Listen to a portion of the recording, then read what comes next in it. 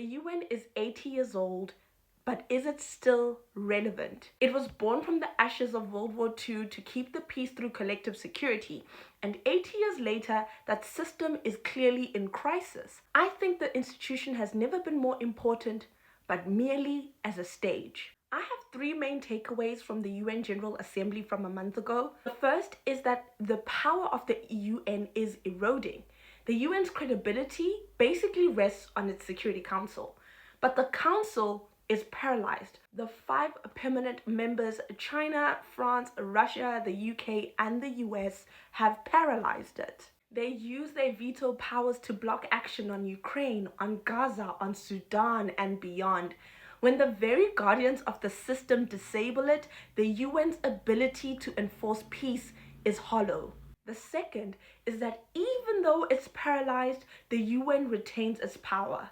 And if you're asking yourself why, it's because it remains the only arena where every nation has a microphone. Think about it.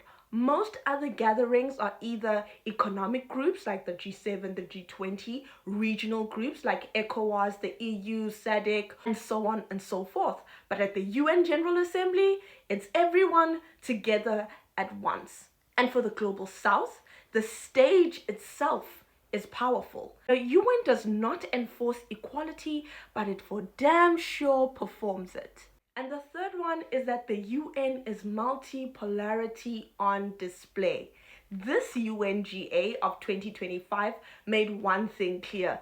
Multipolarity is the new political reality. Look at all the expansions of all these various groups and relationships between countries. They reveal a world no longer dominated by the Western narratives, but rather where different countries are banding together to create their own. And so the 80th UNGA revealed an institution in the midst of an identity crisis, one that mirrors the world it serves.